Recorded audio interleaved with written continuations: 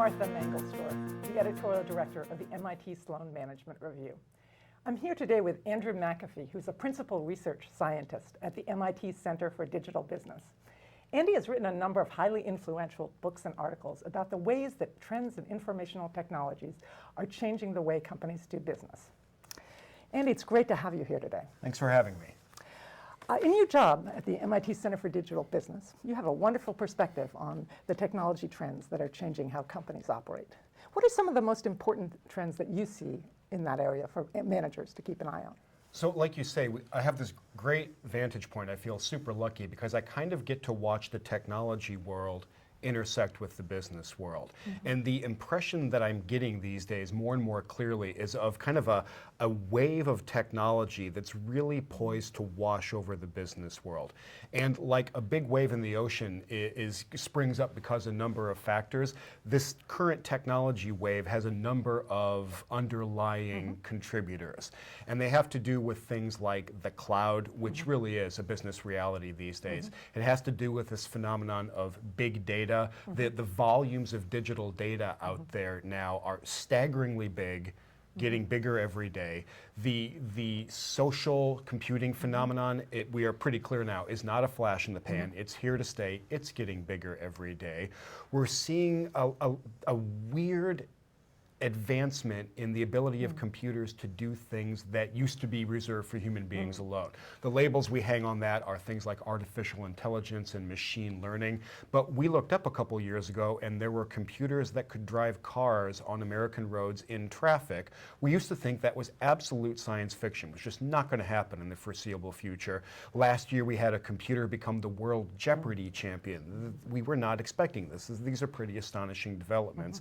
So I see all those things come together. I feel like they're all gaining momentum right at the same time. And that's why the image that I always have in my mind is of this wave just gathering force and heading for the business world. And I think we've got two choices. We can either get inundated by that wave or we can learn to surf on top of it. Okay, you've talked about some really important topics right there. The cloud, big data, advances in artificial intelligence, and social computing. Let's talk about how we can surf that wave best. Okay. Let's start with the cloud. Yep. What do managers need to know about the cloud right now? What are the important things to be aware of? So let's get a working definition of the cloud, because it means something different to everybody. For me, I carry around a really simple definition of it, which means that we get to use computing resources without worrying at all about them. And that means not worrying where they are, who's going to maintain them, how am I going to get more if I run out, who's in charge of capacity, who's in charge of security. Like, I get to forget about all those kind of housekeeping things and just use computing. And by computing, we mean a bunch of things here. It might mean just good old disk capacity. It might mean server capacity. It might mean an application. I don't know how many people or how many users I'm going to want on this when I sign up. Great, you don't have to capacity plan, just let the cloud provider take care of it. So the image of the cloud is, it deliberately kind of hazy. The point is that we get out of the business of managing and thinking about and worrying about the computing resource, and we get deeper into the business of using it. I think that's a really positive trend. Again, the cloud, there's been some debate about whether it's a flash in the pan or how big a deal it's going to be. I think with every day that goes by, we start to understand that it's a bigger and bigger deal for business. The pushback that we hear has to do with things like, look, the cloud is not magic, and this is true. Anything the cloud can do, my old-fashioned approach to computing can also do. And the old-fashioned approach to computing, we can call it on-premise computing. I run a big data center. I employ a lot of very dedicated technologists to run that. I equip my people with laptops that have a bunch of software installed on them, and we do all of our computing that way. And it's probably accurate to say that there's nothing inherently magic about the cloud that you can't duplicate in the on-premise world, but it's actually really hard to duplicate in the on-premise world. You've got to go through installation projects, you've got to keep your infrastructure up to date, you've got to keep on top of all the threats, all the different security concerns, and it is a massive relief in many cases to offload that to somebody in the cloud, in addition to which it lets you react and act much more quickly and be a lot more nimble with everything having to do with computing. And that's what I think the real value of the cloud is. It's going to give you productivity and speed and flexibility, business advantages that I think are really hard to duplicate in the on-premise world. Sounds great. How quickly are companies adopting that or not? We notice a really interesting pattern. We see the cloud being most enthusiastically adopted by new companies. So when I talk to my students who go off and do a technology startup, they find the notion of owning servers in a data center and lots of software, they find that positively quaint, and they want to put that point off as long as they possibly can. So they reflexively reach for the cloud to help them scale up a young business and avoid those big financial commitments. We also notice that the technology industry itself is not only the producer of cloud services, but a really heavy consumer of the cloud. So when we look at companies like Zynga and Facebook and eBay, we see them as huge cloud enthusiasts and getting more cloudy every day, if you like. There's a really interesting historical analogy that goes on, and I think we're going to see history repeat itself. Just about a century ago, factories were electrified. And it was a long process. It took decades for America's manufacturing industries to stop being powered by steam and start and convert over to being powered by electricity. One of the really interesting things that we know from the history of this transition is that a lot of the large incumbent companies in the steam era couldn't make the transition. So you dive in deeper and you start to ask, why couldn't they make this transition? And it's not so much because they were afraid of reliability or security or some of these things that we hear about. It's that they really couldn't justify the time and the investment necessary to make the transition. So if I've got a factory running on steam power, it's running pretty well, my equipment's depreciated, I know how it works, it's a stable world, and you're asking me to switch over to this electric world that's holding out some weird promises. Okay, maybe I believe that, but what I know for sure is that I've got to retrofit my entire factory, I've got to rip out all the belts and pulleys, I've got to put in wires, I've got to replace all my machines because suddenly they're going to have these weird electric motors on them. And a lot of people got out their sharp pencils and did the financial calculations and said, look, I cannot justify making this transition. In addition to which, when we look even more deeply, mentally they just didn't get why an electrified factory might be so much better, or the possibilities that would open up. It was a failure of imagination. When I look at a lot of big companies facing the cloud these days, I see both those things going on. The finances are actually difficult to make work in a lot of cases, especially if you're a large established enterprise. You've got a data center, you've got a bunch of depreciated information technology assets. Again, that's a stable, relatively cheap world in a lot of ways, and it's a very comfortable, very familiar one. The cloud is a great unknown, and the question is, if you don't move into the cloud, are you going to find yourself in the same position as a steam-powered factory that didn't electrify itself? And if you look around, there are no more steam-powered factories in the world these days.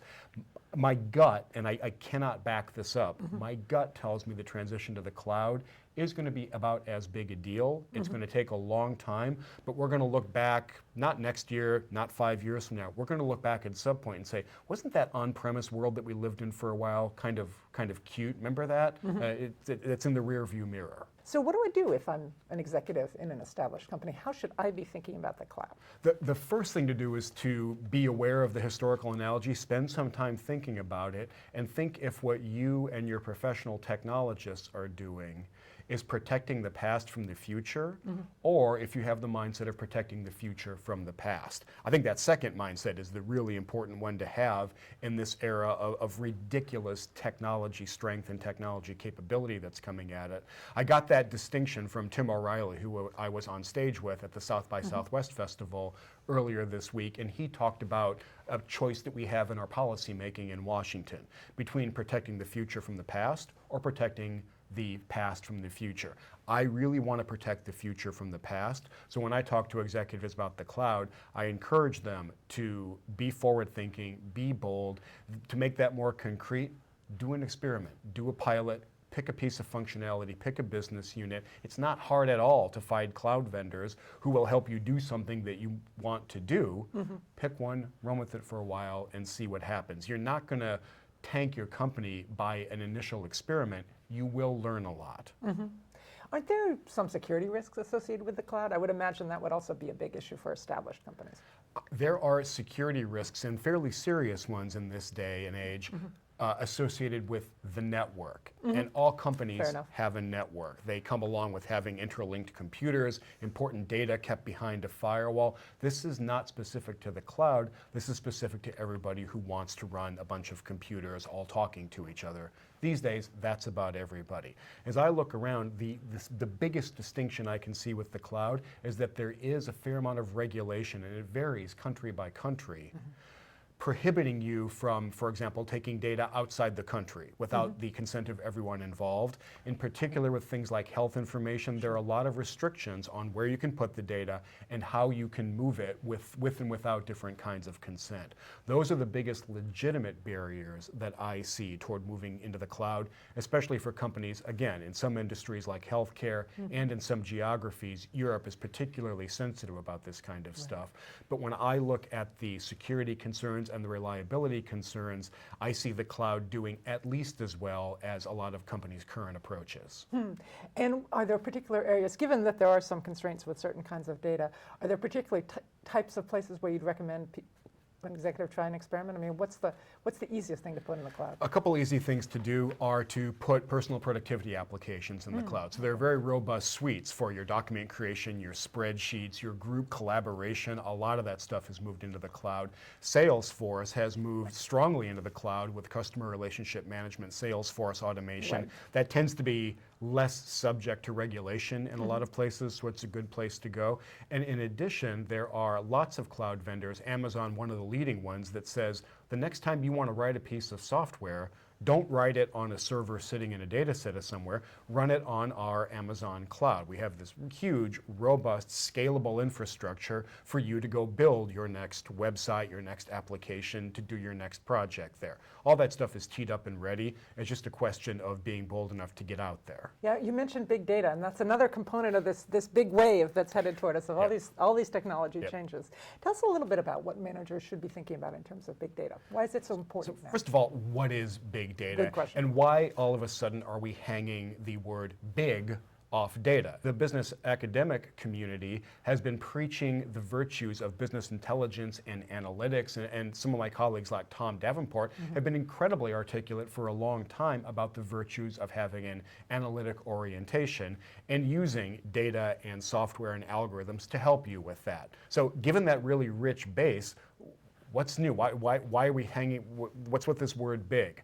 I think it actually is appropriate to start hanging that word in front of data and to talk about a regime change. And to make that concrete, I'm going to borrow a factoid that I heard from Eric Schmidt at Google. He said, every 2 days now, we are generating as much data as we did from the dawn of civilization up to the year 2003. So by that estimate, that's 5 exabytes of data, which is 5 quintillion bytes of data. And a quintillion is a 1 followed by 18 zeros. It's this number that's impossible to get your mind around. This staggering amount of data in digital form entering the world every couple of days. And that comes about because of a number of factors. One is web traffic generates just masses of volume. All the clicking we do leads to these huge web logs. User-generated content is just a flood of data coming in every day with Facebook status updates and searches on Google and tweets that we put out there and videos that we upload to YouTube and podcasts. And all this stuff is just adding up. In addition to which, there are specific industries, life sciences is a great example, where now you or I could get our genome sequenced for under $1,000. So we're in the era of mass genome sequencing. The human genome consists of about 3 billion base pairs of DNA. So when you sequence it, you have a huge amount of information for every one of us, let alone when you start to add all that stuff up and when you start to combine it with other kinds of healthcare information. So the data deluge is absolutely ridiculous, and it's coming at us quicker and quicker all the time. For example, when Apple launched the new iPad just a couple days ago, there were on the order of 10,000 tweets a minute during the launch announcement that had the word iPad in them. So we haven't been here before. This is a new regime of data availability for the world and certainly for the business world. And what does that mean for me as an executive? How do I develop processes that can handle, make sense of, gain competitive advantage from that much data? We're just learning the answer to those questions, and I think there's a big deal and an even bigger deal. And the big deal is what any decent statistician would tell you, which is that with more observations, in other words, just more data, you can get more subtle insight, more nuanced insight. You can find more and more things inside the data. It's like your magnifying glass gets better. And a great example here is recommendation engines and personalization engines on the web, where the more Amazon knows about me and the more that after years of shopping there, they've got this huge amount of data about me and my clicks and my preferences and the things that I've looked at. They also have parallel information about millions of other people and their Amazon shopping history. If you get intelligent about that, you can refine the, hey, have you read this book? You might want to buy this piece of geek gear as well. And most of us are really impressed by how good those recommendations are. It's because they're taking advantage of this great magnifying glass and just huge amounts of data. That's the big deal. The bigger deal is that not only can we get more subtle kinds of insight, I think we get entirely new kinds of knowledge in a big data world. The guys at Google realized a while back that people start typing in words related to flu when their kid gets sick. That actually turns out to be a really good predictor of how the flu is spreading across the country. And for a while now, the Centers for Disease Control has been trying to monitor the spread of the flu during every winter and give heads up to hospitals to say, hey, you might want to get ready.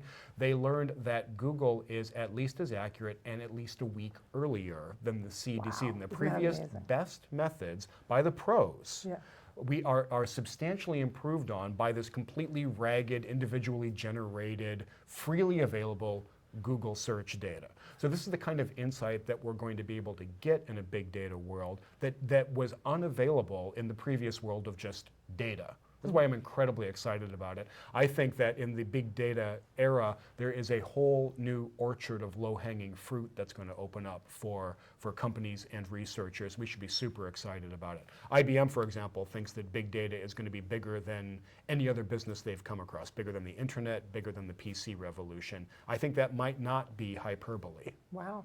And is big data similar to cloud computing in that it's easier to take advantage of as a newer company? I think it requires re-examination of not even so much processes as mindsets. Interesting. And by that I mean the way I see a lot of established companies making their decision these days is by HIPPO, which is a great acronym I heard a while back for highest paid person's opinion. And by that we mean there's a guy or a woman in the organization who is very, very high status, very prestigious, very experienced, and they got that way not because of the Peter Principle, but they earned their way there. They are very smart, maybe pretty well educated, they work their way up, they have deep domain expertise, they are the expert in their area, and so we're going to rely on them to make the decisions. The way they're doing it typically is by doing this brain-based intuitive pattern matching to say that product's going to be a hit, that one's not. I think this market's going to grow 7% next year because the last, and they're doing this intuitive decision making and prediction. What's really interesting to me is that a better answer has come along in a lot of these domains, which is if you have the decision, if you have the choice between making your decisions and your predictions based on intuition versus based on a good body of data and some smart algorithms, take the data. It's a really uncomfortable conclusion for a lot of people and a lot of companies, but the research I find overwhelming on this score. So the first mindset change is let's not rely so much on the intuitive expert. Let's try to let the data guide us. Where this gets even weirder to me is maybe the best person to understand our data and really get the insight from it doesn't work at this company and doesn't know anything about the domain of this problem.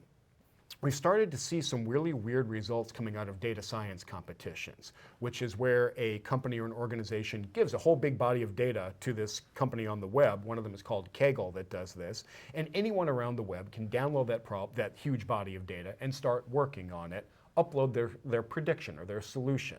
What we're starting to see is that these guys do a great job. Data scientists can improve the baseline prediction time after time after time, not just by a marginal amount, but they can do a lot better than the previous best method, which is great. The really weird thing to me is that over and over again, the person who came up with that brilliant new method is from a totally different background and domain and world. So for example, here's our product forecasting problem.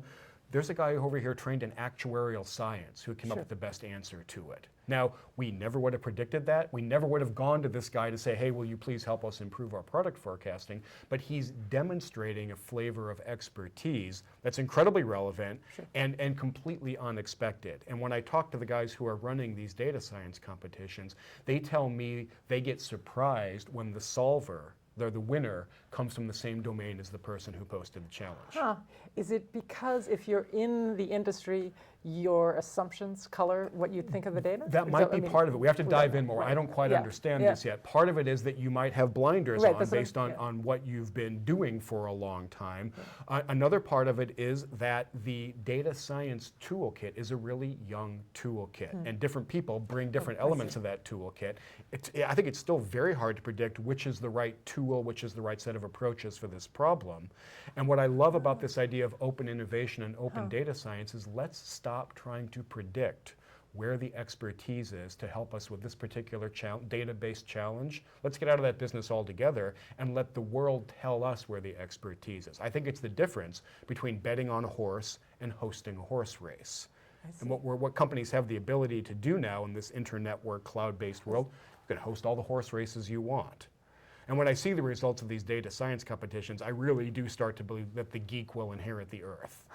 Now that's uncomfortable for the established intuitive experts in a lot of companies, and what I really want to watch going forward is how many well-established incumbent organizations can get out of the business of relying so much on their intuitive experts and start relying a bit more on letting the data lead them.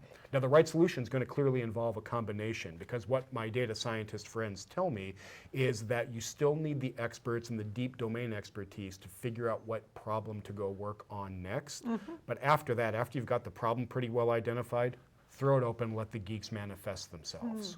Doesn't big data also open up a lot of opportunities for companies to do experiments and find the results, because you can get information so much more quickly? Yeah, and especially in an online world, in a cloud-based world, where a lot more of our interactions happen via the web or via the network, you can do what's called A/B testing, where we're going to roll out option A and we're going to leave option B as the old status quo. We're going to see which of them leads to a higher success rate. And again, this is the benefit of having huge amounts of data. That success differential doesn't have to be big. As long as it exists, that's great. And so then you run another experiment on top of that, and you have this kind of cumulative improvement engine that goes on as a result of very, very data-based experimentation. When I look at some of the really successful web-based companies, Amazon and Zynga are pretty ruthlessly experimental and always trying to figure out how do we tweak every little element of our business model to lead to slightly higher results over time. Now, one of the aspects of big data is, we've talked about machines like Watson, IBM's supercomputer that can play Jeopardy better than just about any human on the planet. You've looked at some of the implications of these big advances in computing technology on the economy and the workforce. Tell me a little bit about that. So you bring up a really interesting shift, which is that, as we talked about earlier, all of a sudden we see science fiction becoming business reality, everyday reality, over and over and over. So the Google car that drives itself, Watson, the best Jeopardy player in the world. One that hits close to home to me, because I'm a crossword geek, is that one lone genius / madman is evidently working on a crossword solving computer program that's going to compete later this week in the World Crossword Puzzle Championships, and there's a decent chance it's going to win. We look at all these things that we used to kind of take pride in, that we were good at and that were uniquely human, and all of a sudden computers are really good at it, and in many cases just flat better than us. And they race past us, it feels like, in the blink of an eye. What the heck happened here? Did someone suddenly wake up with the brand new approach to AI and this master algorithm, and we've learned from that? That's not what's gone on. When we looked at it, what we learned was that there are about 3 things coming together. The first is that computers just keep getting more powerful over time. And after Moore's law marches on long enough, basically everyone has access to a supercomputer. And the supercomputer that the big guys have access to is a staggeringly powerful machine. So you got to crunch a lot of big data to arrive at AI. The second trend there, exactly as you said, is big data, and the fact that Watson, for example, sits on hundreds of millions of digital documents. Just this astonishing trove of data. The Google car relies on Google Maps, Google Street View, that accumulated body of data. It's got sensors that are giving it huge amounts of real-time information about conditions on the road. So all the examples of AI are harnessing this flood of data. And then the third thing is that the people programming these very smart computers kind of got out of the business of trying to teach a computer to think like a human does, or even trying to understand how a human thinks and then mimic that in silicon. And what they're doing instead is say, why don't we concentrate on what computers are good at, which is basically just sifting through massive, massive amounts of data. So when you talk to the guys behind Watson, they say, look, this does not think like a person thinks. What we do when we get a question is unleash an army of algorithms to go sift around in this hundreds of millions of documents, come back with their answers. We score them all, we recombine them, we see if there's consensus on what they all think the answer is. We score that consensus. If the number's high enough, this all happens in the blink of an eye, then Watson says, hey, Alex Trebek, I know the answer to this one. That's not how we work, but it's a really effective alternate to the way our brains work that gets to the same place and in fact actually gets ahead. And what does that mean for companies? It means that you had better be aware of this trend and looking at all the different ways that artificial intelligence, AI, and machine learning can be helpful to you. Because when we look at a lot of what current knowledge work consists of, it consists of two big activities: communication, what we're doing right now, and pattern matching, sifting through large amounts of information to find an answer and communicate that to somebody. That's only a little bit of a simplification. What we're learning in the era of powerful AI is that computers have improved by leaps and bounds in their ability to do both those. So a shorthand way to think about it is take Apple's Siri, the voice recognition and response system, hook it up to Watson, wait a few years, and then think about how many troubleshooters you need, how many customer service reps you need, and how those activities should change in an era of astonishingly powerful computers. I think we might look back in just a few years and find it quaint in most cases that we call up a company on the phone and a human being answers. That might be headed for the rearview mirror as well. Now, you've written that they're not only positive implications from this trend. You and Eric Bernalson have written a wonderful ebook called Race Against the Machine, looking at some of the implications of these remarkable advances in computing technologies for jobs and, by extension, for the economy.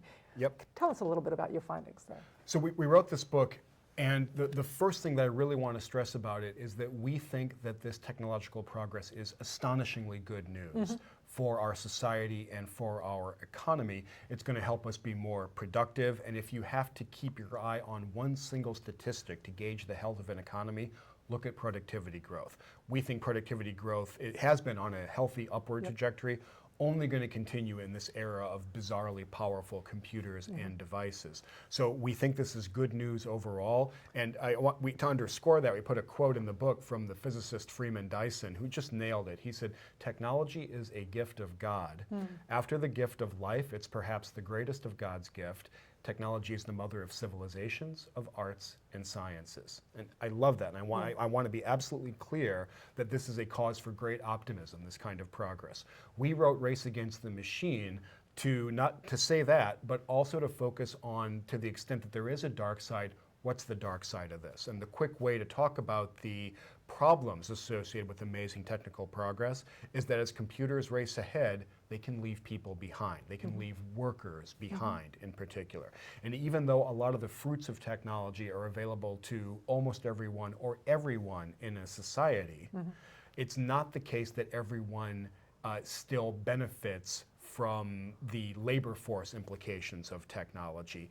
And productivity lets you do more with less. It grows the overall pie. That's not the same as saying that everybody still gets their same slice of the pie. So when we look at statistics like the stagnation in median wages, when we look at the fact that our recovery, even though jobless claims are going down, our recovery has been bizarrely jobless after the Great Recession.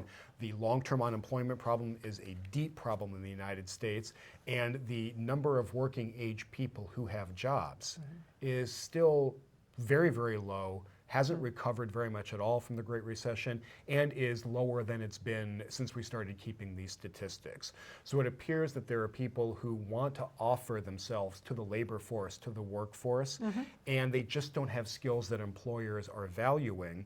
We think that it's not a coincidence that that's happening at the same time that computers are demonstrating so many new skills.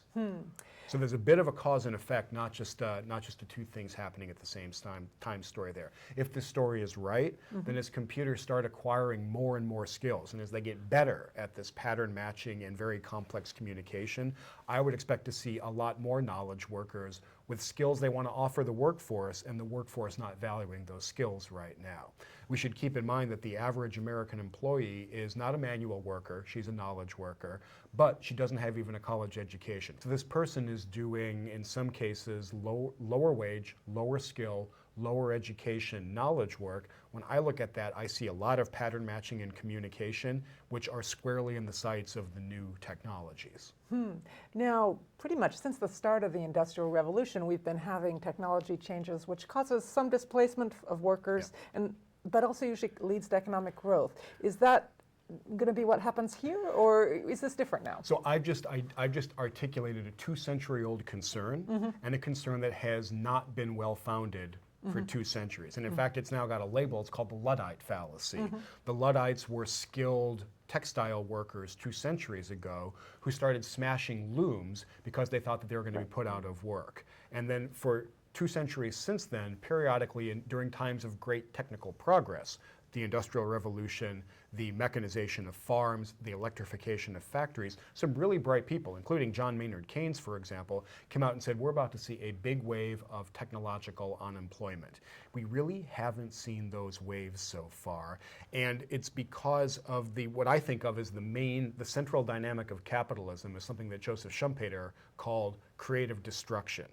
And technology in particular is an amazing engine of creative destruction. It destroys industries, it destroys companies, and it destroys jobs. At the same time, it creates new industries, new companies, and new jobs. So we had 90% agricultural employment 2 centuries ago. We've got 2% agricultural employment now. We do not have 88% unemployment. The people who left the farms found work in the factories. As the factories electrified and factories became so much more productive, they found work in the service sector and the knowledge-based parts of the economy. So technology has been doing a bit better job of creation than it's been doing of destruction. The thin difference between those two is what we call prosperity. And it's been a lovely pattern for 2 centuries, and the Luddites have been wrong.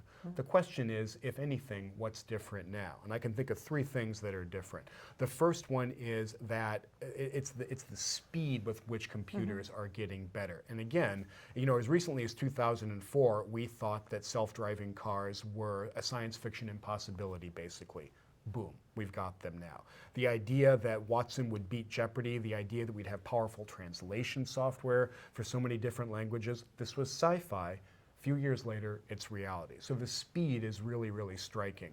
The second thing is the scope of influence of technology these days. So let's look at the jobs that are potentially displaced by technology, just in the pieces of technology we've mentioned a second ago. So that's truck driver, taxi driver, pizza delivery man, customer service rep, translator. So the job disruption is not constrained to one job, one industry, one set of companies. We're seeing it spread really widely across the economy. Now, we've kind of seen both those things before. The third factor, and the one that I think might be the most profound, is the fact that if you look at the total bundle of skills that a human being can offer a potential employer or can offer the workforce, historically, all the kinds of technical progress and automation that we've seen have only nibbled away at a couple of those skills. So the steam revolution nibbled away at people's muscular strength, right? Very few people outside of circuses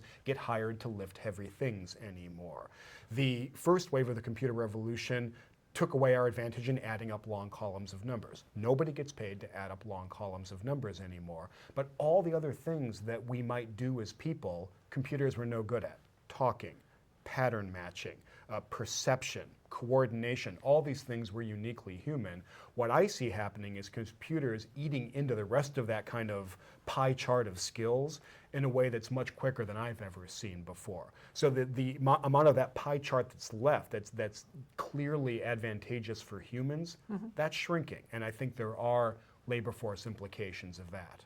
Now, one of the areas of the technology trends that you're best known for is your work on Enterprise 2.0. I believe you actually coined that term and use Enterprise 2.0 to talk about the way that new collaborative technologies such as wikis and blogs and nowadays Twitter are changing the way that companies operate. Yep. What's happened in those 6 years since you coined that term? What are the really important trends for managers to keep an eye on in that area in social? I'll outsource the answer to that question to Mark Benioff, who's the CEO of Salesforce. Salesforce has grown from a $1 billion company to a $3 billion company in 3 years. An astonishing run. Benioff attributes a large part of that growth, and these days about 40% of Salesforce's revenue now comes from stuff that's outside their cloud-based Salesforce and customer relationship management software. And he says it comes from something that we call Chatter, which is exactly what I would call an Enterprise 2.0 technology, which is a technology that's just this kind of digital glue that goes out to a wide group of people and says, we're not going to tell you what to do, what data formats are acceptable, what to say, what business process you should tackle. Express yourself. Do what you want to do with these things. And to me, the central change with Enterprise 2.0 and the idea of managing knowledge was not managing knowledge anymore. Get out of the way, let people do what they want to do, and harvest the stuff that emerges from it, because good stuff will emerge. So it's been a fairly deep shift in thinking about how to capture and organize and manage knowledge in an organization. Chatter is one of the technologies that takes this new approach, and it just says, look, you want to put an activity stream up about how this customer order is progressing, if we've closed this deal or not, what you're working on, what questions you have right now, go. And have some faith that networks will form, patterns will emerge, and good stuff will come out of it. He says Chatter is absolutely central to what Salesforce is doing and to their growth. And is that something that their customers are doing with each other in the same organization or across organizations? Both. So the technologies themselves don't care about organizational boundaries. That's one of the features that we imported from the web. The web doesn't care where you work versus where I work, doesn't care how many degrees you have on your CV versus mine. Wikipedia is my favorite example here. All that matters, all that should matter, is the quality of your contributions. And are you able to verify what you say? Are you writing in accordance with Wikipedia's rules? If so, you can be a 14-year-old talking to the world's most eminent authority on the topic, and it's the facts that are going to win. So we're getting out of the business of trying to specify expertise in advance, and again, we're letting the expertise manifest itself. I find this a fantastic development, and to me, that's the heart of what Enterprise 2.0 has been about. It's interesting. As I'm listening to you, I'm thinking a lot of these trends that you're talking about today involve less managerial hierarchical control in certain kinds of ways, and an opening up of both capability and resources. Is that? Yeah, and people are framing it as a contrast between command and control versus more enabling, and I think that's exactly accurate. The thing I keep returning to, though, is in the old world, it was amazing how pervasive the assumption was that we know where the smart people are for this problem, we know where the answer is, we know where the expertise is, and what I'm learning over and over from data science competitions and Wikipedia and Enterprise 2.0 is the power of taking a very different approach, which is saying, we don't know. We're going to watch where the expertise, the good answer, the creativity, the tenacity, we're going to watch where they manifest themselves, and we're going to go harvest that out there. We have a great new technology toolkit, a bundle that lets us do that. Why would we not want to take advantage of that? What's a good example of a company that does that type of process well, of instead of trying to identify the experts, lets the experts emerge? So a couple of really big American companies have latched onto this. P&G, for example, is trying pretty hard to post some of the things it needs help on. So there's this area of microbial resistant coatings, for example. We need some help here. If anyone's got that expertise, come tell us about it. Maybe we'll do a deal together. Internally as well, they're deploying a lot of these tools. Allstate took some of its data, made it available for one of these data science competitions and said, hey, can you beat our current best prediction for which of these cars is going to get into an accident somewhere down the road? Sure enough, the data scientists could beat the baseline prediction by a lot.